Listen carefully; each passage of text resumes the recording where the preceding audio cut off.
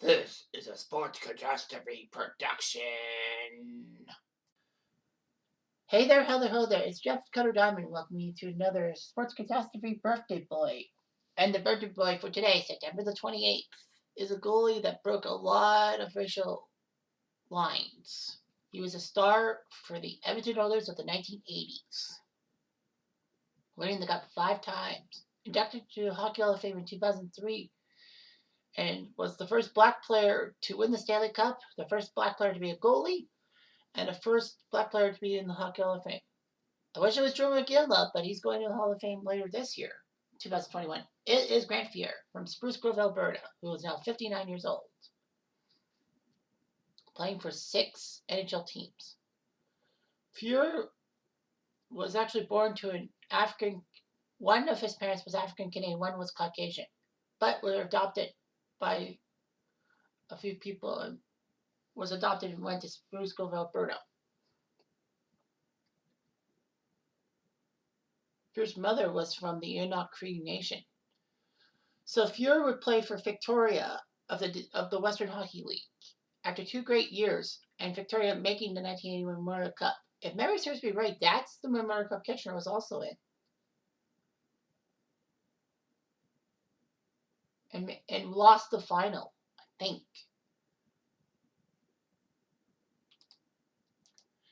If I can remember correctly. Well, Kitchener, Cornwall, Victoria, and Victoria were in there.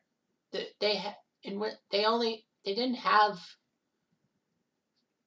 the host team in. So basically, they play a double round robin, with Cornwall and Kitchener facing each other in the final. So yeah, Cornwall was the Quebec Junior Hockey League champion. I know it's weird because Cornwall's in Ontario, is it not? Yes, it is, but I guess it has a French Canadian thing. I don't know. It's weird. Cornwall would crush Kitchener in the final, 8-2.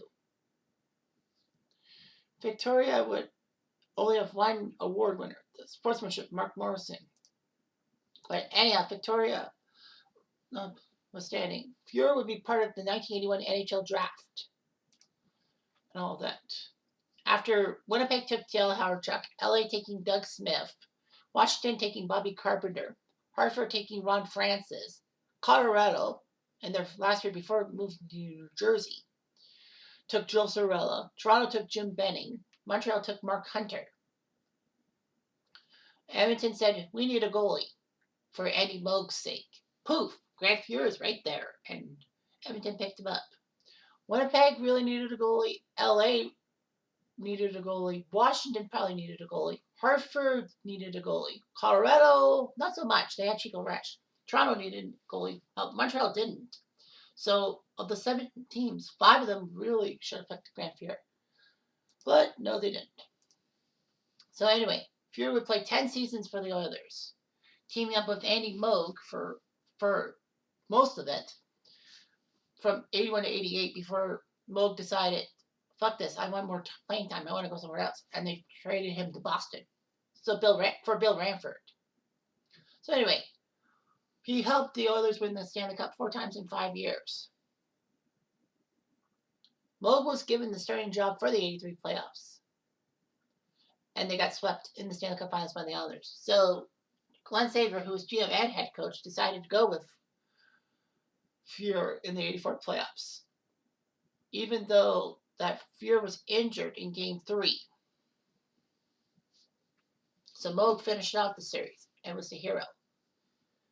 But FUhr still remained the #1 goaltender and all that, which was pretty good. So he was happy as can be. He was the star goalie for Canada in the 87 Canada Cup. He played in every game.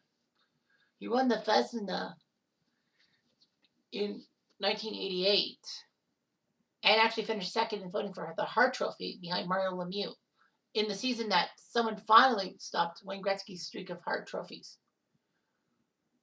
He would play in the NHL All-Star Game 5 times in the 80s. It looked good. FUhr unfortunately got injured during the 1990 playoff season, and Bill Ranford stepped in to be the #1 and helped the Oilers win the Stanley Cup somehow without Gretzky.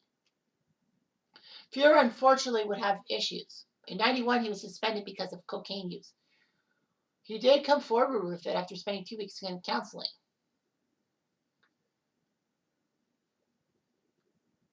It was cocaine and all that. And there were threatening of calls from drug dealers who had not been paid. So Ziegler decided to give FUhr a 1-year suspension. However, FUhr behaved himself, and Ziegler reinstated him February 1991. FUhr would then be traded, as Edmonton decided to go with Bill Ranford throughout the times, and FUhr was slipping a bit. So FUhr was traded to Toronto in that famous 7-player deal that sent Vincent Delpous back to Edmonton. In a year and a half, he did okay for the Leafs, but the emergence of Felix the Cat Pot then made FUhr expandable. So they decided to trade FUhr to Buffalo alongside Dave Hannon, who would be an overtime hero in '94 for the Sabres, in exchange for Dave Vanderchuk and Darren Puba. That was a good move. Vanderchuk was a star player, and Puba could be a good backup. Puba would then head to Tampa later on. Anyway, Grant Fuhr would help the Sabres shock Boston in the first round of the '93 playoffs. Unfortunately, Montreal swept them. Fuhr would share goaltending duties with Hasek for the '94 season, as it were. However, Fuhr's injury was meant that Hasek stepped in as the #1 goalie, and he was an icon. Despite that, Fuhr was given the William Jennings Trophy for fewest goals allowed. Yeah.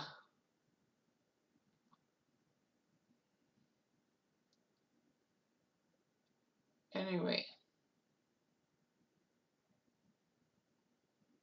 Fuhr would then go traded to LA in February '95, after Hasek was basically the #1, reuniting him with Wayne Gretzky.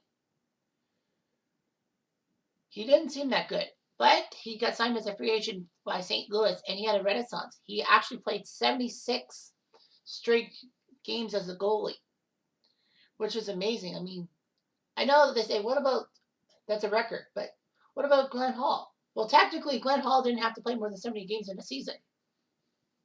So he played 79.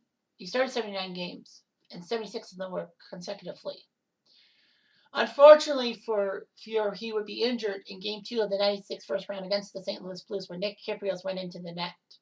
He tore several knee ligaments. John Casey would have to play for St. Louis. And credit John Casey. I mean, he almost helped St. Louis shock the President's Trophy winning Detroit Red Wings, then of the 62-win season. Fuhr never recovered from his injury purely. Fuhr did play for St. Louis and did okay and all that. But then, with Roman Turek now the new #1 goalie, Fuhr was traded to Calgary September '99. Ironically, Turek would be traded to Calgary years later. He would spend time being a mentor to Calgary's young goalies, and he would retire in 2000. So Grant Fuhr looked pretty good, especially in the '87 Canada Cup. I mean, the Soviets were a tough son of a bitch. Fuhr was made the Coyotes' goaltending coach, and he held it for 5 years. So Fuhr has 4 children from previous marriages and a stepdaughter.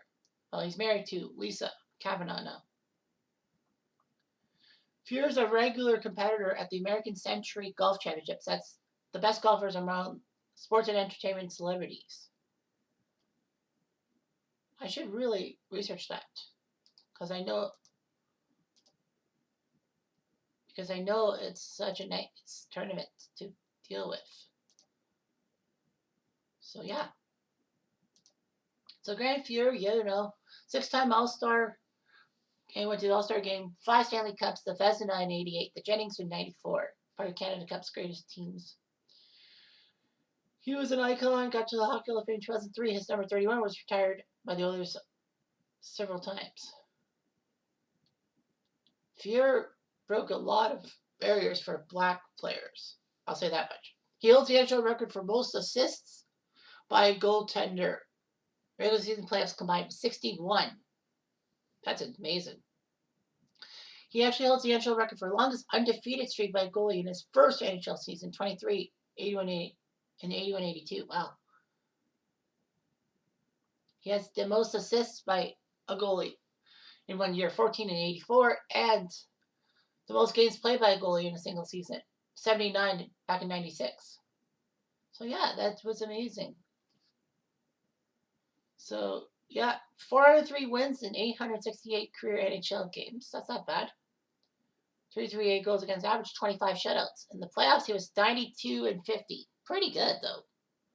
Yeah, he did pretty good in the playoffs. 150 games, and he had 6 shutouts. So yeah, he was Canada Cup. He was doing well in the Canada Cup. Like, he was an icon for that. And we will not soon forget him. Anyway, I'm Jeff Diamond. I do.